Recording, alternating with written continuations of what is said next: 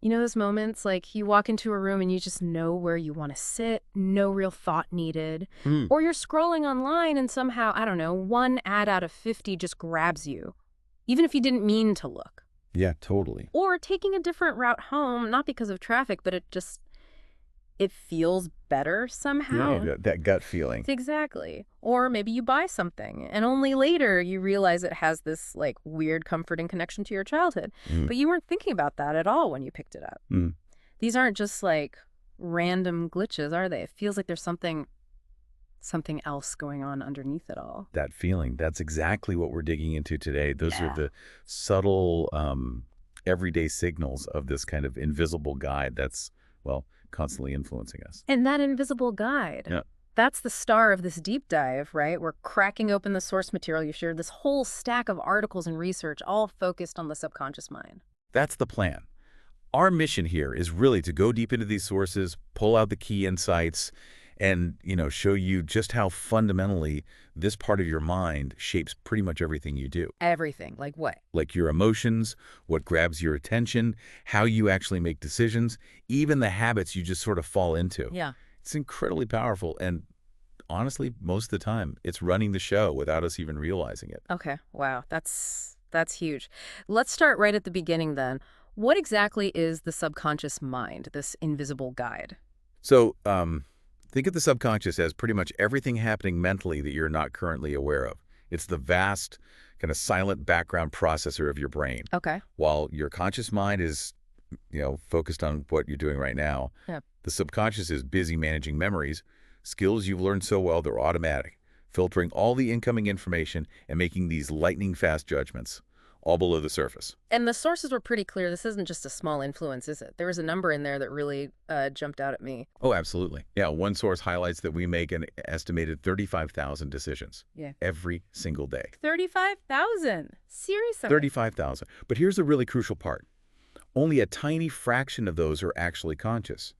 The research suggests well over 90% are influenced or initiated or just plain driven by those subconscious processes. Wow. Over 90%. Right. That's way more than I would have guessed. Why? Why are so many of our decisions happening like on autopilot? Well, because your conscious mind is, frankly, it's pretty slow and has limited capacity. Mm-hmm. I mean, think about it. Yeah. If you had to consciously process every single piece of data, every possible outcome, for every one of those 35,000 daily choices, you'd just freeze. You'd never get anything done. Right. Total overload. Exactly. So Yeah. your brain relies on the subconscious to handle the vast majority of incoming information and all those routine responses really efficiently. It's basically an evolutionary adaptation for speed and survival. It's not about being lazy, it's about being effective. This really makes me think of Daniel Kahneman's work, his two system. It fits perfectly, yeah. Kahneman describes System 1 as that fast, intuitive, emotional thinking, which, well, it aligns beautifully with how the subconscious operates.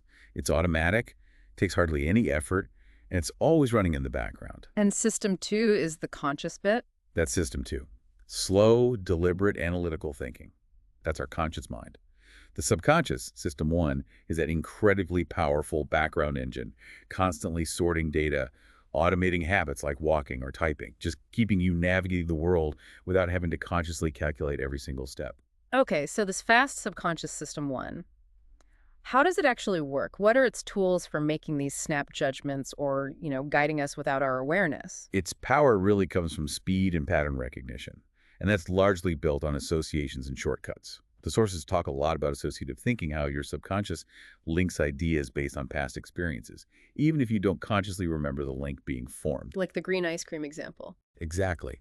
You might not consciously think nature or health, but your subconscious has probably linked green to freshness and maybe healthiness from countless past exposures, right? And that subtly influences your preference without you even noticing. Ah, yeah. Marketers use this constantly, associating certain colors, sounds, or images with trust or excitement or reliability, all happening just below your conscious radar. And this is where heuristics come in, those mental shortcuts. Precisely. They're like cognitive rules of thumb that let the brain make decisions fast with minimal effort. The availability heuristic is a classic example from the sources. Right. We tend to overestimate the likelihood of events that are easy to recall, often because they're vivid or like reported all the time in the news. Like plane crashes versus car accidents. Exactly that. Plane crashes, while statistically much rarer, get huge media coverage, so they become highly available in our memory. This can lead to an exaggerated fear of flying compared to driving, even though the statistics, well, they tell a very different story. Okay, that makes sense. Or judging someone based on how well they fit a certain, like, image. That's the representativeness heuristic. Yeah, Yeah. we compare something to a mental prototype or a stereotype we hold. The source mentioned seeing someone with glasses and subconsciously associating that with intelligence, Mm-hmm. which could unfairly influence a judgment, say, in a hiring situation, without any real conscious basis for that assumption at all. And what about pricing? I feel like I'm always falling for something there, some kind of trick. That's often the anchoring bias at work. The very first piece of information you get, like an initial price, it sets an anchor in your mind. Yeah. So any prices you see after that are evaluated in relation to that anchor. If you see a shirt that was originally priced at, say, $100, marked down to $60, Yeah. that $100 anchor makes the $60 seem much cheaper and way more appealing than if you'd only ever seen it listed at $60 from the start. Your subconscious just latches onto that first number as a reference point. Got it. And the one I think, well, probably we're all guilty of confirmation bias. Ah, yes. Your subconscious loves consistency. It really does. Hmm? Once you form a belief, it subtly steers your attention towards information that confirms that belief. Right. And it filters out or just kind of downplays information that contradicts it. It helps maintain your view of the world, sure, but can also trap you in these echo chambers, just reinforcing ideas without any real critical evaluation. And effort justification. That one felt a bit counterintuitive when I read about it. It's fascinating, isn't it? The more effort you pour into something, the more your subconscious tends to value it, pretty much regardless of its objective worth. Like that bookshelf example. Exactly. That wobbly bookshelf you spent hours struggling to assemble. It feels more precious to you than a perfectly good one you just bought pre-built. Your brain assigns extra value to justify the investment of time and energy you put in. So these associations, these heuristics, these biases, where do they actually come from? Are we born with them, or is this stuff learned? Oh, they are absolutely learned. And the sources really stress that our early life experiences are hugely influential in, like, programming this subconscious software. Programming. Yeah, the subconscious isn't fixed. It's built layer by layer, particularly through our earliest relationships and the emotional patterns we learned way back then. These experiences create what the sources sometimes call inner maps or schemas. Inner maps, like blueprints for how to navigate life. Exactly like blueprints. They're the sort of fundamental assumptions and expectations our subconscious builds about ourselves, about other people, and about the world in general. Attachment theory, which comes up in the sources, is a really key part of this. How so? Well, the bonds we form with our early caregivers, usually parents, they create these internal working models. These models shape our subconscious expectations about things like intimacy, safety, and whether we feel worthy of love and attention. Can you give an example? Sure. So if a child learned maybe that they only got positive attention when they were quiet and agreeable, that could create a subconscious link between people-pleasing and feeling secure. And that might then just play out automatically in their adult relationships without them even realizing why they act that way. So we're kind of like modeling our behavior based on what we saw growing up, copying people. Absolutely. Mm. Observational learning is incredibly powerful. We just absorb behaviors, communication styles, coping mechanisms from parents, teachers, peers, everyone around us. Like how families handle conflict. Yeah, great example. If you grew up in a home where conflict was always handled by, say, shutting down or walking away, Hmm. your subconscious might register that as the safe response. Right. So then as an adult, you might find yourself automatically withdrawing during disagreements, even if you consciously wish you could communicate better. It becomes part of a subconscious habit loop. There's a cue, disagreement, a routine withdrawing, and a reward, which is often just avoiding perceived danger or discomfort. And this connects to that Freudian idea, repetition compulsion. The sources definitely touch on this concept. It's that unconscious drive to repeatedly find ourselves in similar situations or relationship dynamics, often painful ones, that sort of mirror unresolved patterns from our past. Why would I do that? It's almost as if the subconscious is trying to replay the scenario, maybe hoping for a different, better outcome this time. But often it just ends up recreating the same problems, like repeatedly being drawn to unavailable partners if you experienced early emotional neglect. Wow. And our bodies seem to be picking up on cues too, right?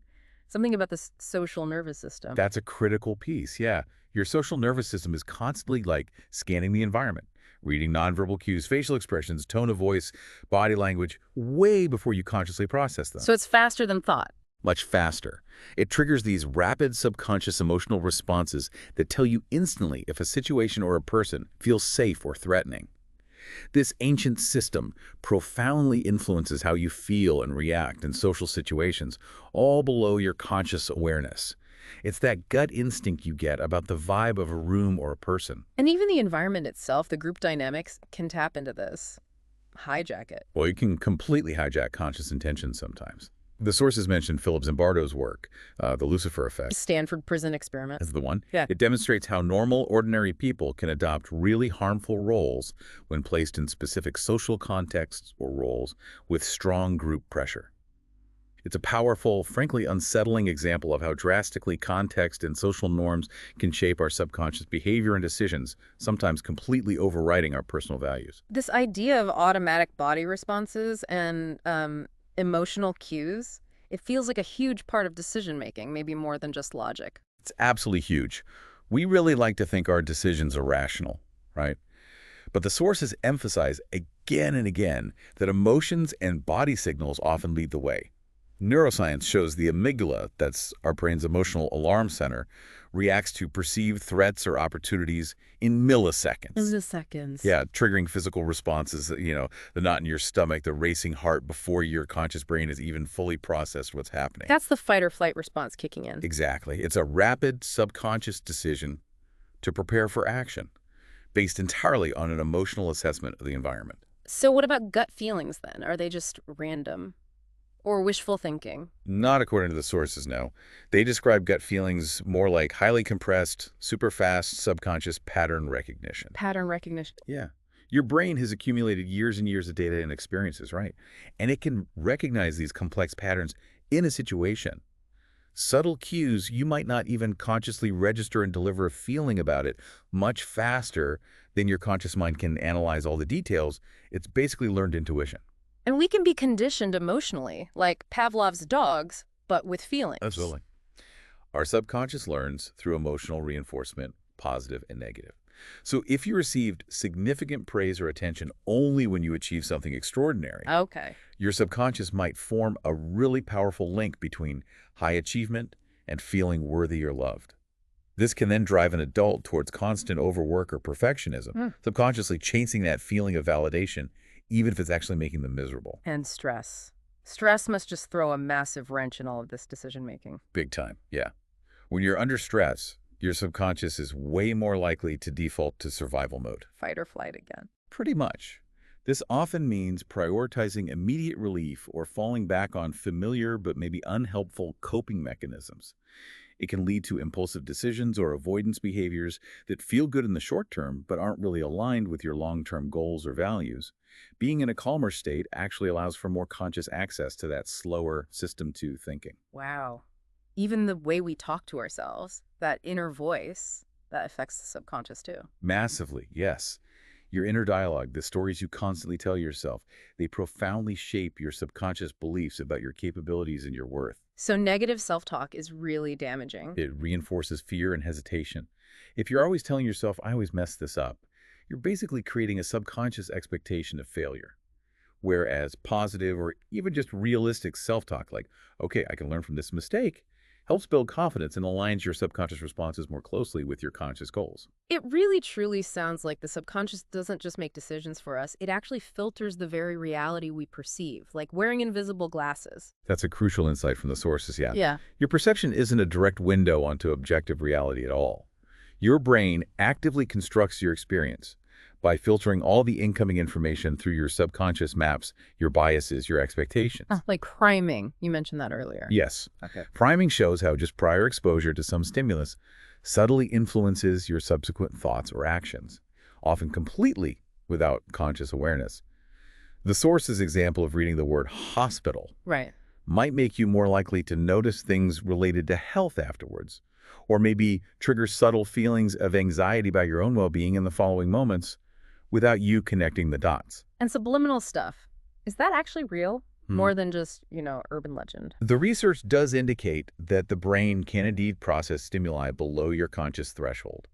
That's subliminal perception. Now, it's not about mind controlling in the movies. Okay. But things like background music, certain scents, or even brief flashes of emotional faces shown too quickly to consciously register can subtly influence your mood, or maybe tilt your preferences without you knowing why it's happening. And that concept of the perception loop, Haven Tokaher, that really shows the filtering in It action. does, yeah. It highlights how your subconscious expectations actually shape what you perceive. Mm. If you hold a subconscious belief that, say, someone dislikes you, Hmm. your brain might unconsciously focus on or interpret neutral cues, like just a neutral facial expression, as confirming evidence. You see it as a frown, confirming your initial, perhaps totally inaccurate belief. It's a loop. And those cognitive biases we talked about earlier, anchoring and confirmation bias. They're active filters, too, constantly working. They unconsciously bend the information you receive to fit your existing mental models, like the optimism bias, assuming good things are more likely to happen to you, or the negativity bias, giving much more weight to negative information, or the halo effect, letting one single positive trait color your entire judgment of someone. What about when our mind is just wandering, daydreaming? The default mode network. Right, the DMN. That's the brain network that becomes active when you're not focused on an external task. Yeah. When you're daydreaming, reflecting, thinking about yourself or others, planning the future. Yep. It's actually a key site for subconscious processing. It's sorting social information, consolidating memories, and crucially, it's reinforcing those underlying narratives about your identity and your capabilities.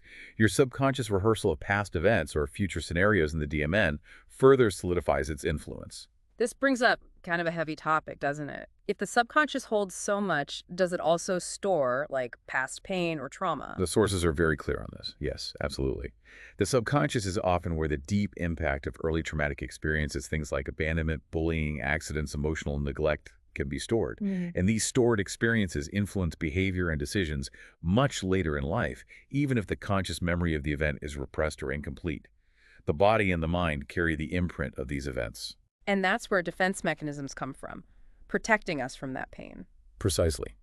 Defense mechanisms are these unconscious psychological strategies the mind develops to protect itself from overwhelming anxiety or painful feelings associated with those difficult experiences. Like repression. Repression is a common one, Yeah. pushing traumatic memories or feelings out of conscious awareness. Another one mentioned is projective identification. What's that? That's where you unconsciously project your own unacceptable feelings or impulses onto someone else. Yeah. So maybe you accuse someone else of feeling the anger or anxiety that you're actually feeling, but are unwilling to acknowledge in yourself. Can you give a specific example from the sources of how this might play out in adult life, like childhood trauma affecting adults? Yeah, there was a powerful example discussed about how childhood abandonment trauma can manifest. So the conscious adult might desperately want close, loving relationships. Yeah. But subconsciously, they might be constantly vigilant, always scanning for signs of rejection. They might unconsciously push people away before they can be left, or struggle to truly trust a partner's affection, or withdraw completely during conflict, or even develop these irrational suspicions of infidelity. Wow. These are all subconscious strategies aimed at avoiding the feeling of abandonment that was so painful in childhood, even if these strategies actually sabotage the conscious desire for connection now.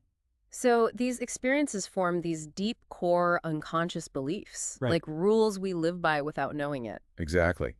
Deep-seated convictions often form from those early interactions and traumas. Things like, I am not enough, or I am unlovable, or maybe the world is unsafe. These aren't necessarily rational beliefs or even true, but they act as subconscious operating principles. And they guide us. They shape your emotions, your motivations, your choices, often leading to recurring problems or self-sabotaging behaviors despite your best conscious efforts to change. This really makes me rethink identity. How much of who we are is actually just the sum of these subconscious programs running? It's a profound question. Your sense of self, your identity, it is deeply shaped by these subconscious processes, starting from your very first experiences with caregivers and your environment. Those early interactions lay down the fundamental pathways for how you perceive yourself, whether you feel safe, valued, capable. And if those early messages were mixed up or really negative? Well, trauma or inconsistent messages can create internal conflict and sometimes a fragmented sense of self. The sources use the example of growing up in a hypercritical household, Uh-huh. which can install this relentless subconscious inner critic and I am not worthy narrative that just runs in the background. This voice then subtly influences how you interpret new experiences and relationships as an adult, making you prone to self-doubt or feeling inadequate, even if you consciously try really hard to present a confident face to the world. So identity isn't just a conscious decision we make. Today I'll be confident. Not entirely, no. It's much more of a dynamic interplay between your conscious self-concept and these powerful, often contradictory unconscious feelings and beliefs. And sometimes defense mechanisms can contribute to creating a kind of false self, a persona designed to protect a vulnerable subconscious core, which obviously impacts authenticity and genuine self-acceptance. And going back to decisions again, it sounds like it's not just about logical utility. The subconscious can actually drive us towards things that might even be bad for us, consciously. Absolutely. The subconscious is often driven more by what feels familiar or what it perceives will avoid pain, even if that familiar pattern is actually unhealthy. Like staying in a bad relationship. Exactly. Staying in a toxic relationship, for instance, might feel paradoxically safer or maybe just more normal at a subconscious level if it echoes the emotional dynamics you experienced in childhood, even though your conscious mind knows it's harmful and you should leave. Okay, so the subconscious is this incredibly influential, learned, often hidden part of us. It's shaped by our past, it's driving so many of our decisions, filtering our reality, impacting our identity. Feels a little overwhelming, honestly, like maybe we're just puppets on its strings. I get why it can feel that way, but it's not about being puppets. Sources don't really paint it that way. Look, the subconscious is an incredibly adaptive and frankly efficient system. We can't achieve total conscious control, and honestly, we probably wouldn't want to, given how much it handles for us. Right. But the key takeaway from all these sources is the power of awareness. Simply recognizing its influence, understanding how it works, that gives you agency. Awareness. And they mentioned metacognition, thinking about thinking. Yes. Metacognition. It's the ability to observe your own thoughts, your feelings, your reactions, Hmm. to pause and reflect on where they might be coming from. This allows you to catch those subconscious impulses or biases before they automatically dictate your behavior. What were some of those specific questions the sources suggested? The ones we can use to build this awareness? Oh yeah, those are great practical tools. Like when you feel a really strong emotional reaction coming on, ask yourself, okay, wait, what am I really feeling underneath this immediate reaction? Mm-hmm. Or when you're facing a significant decision, maybe ask, what past experience or fear might be unconsciously influencing this choice right now? Okay. Or if you find yourself absolutely certain about something, maybe dismissive of other views, ask, hang on, is my subconscious confirmation bias maybe causing me to ignore valid alternative perspectives here? Using questions like these helps pull those hidden drivers out into the light, doesn't Yeah, it? exactly. And that awareness, that's where your power lies. Yeah. It doesn't make the subconscious just disappear, but it allows you to start interrupting old harmful patterns. Okay. It helps you make decisions that are genuinely aligned with your conscious values and goals, Hmm. rather than just being driven by outdated programming from years ago. It gives you much greater clarity in navigating relationships and challenges.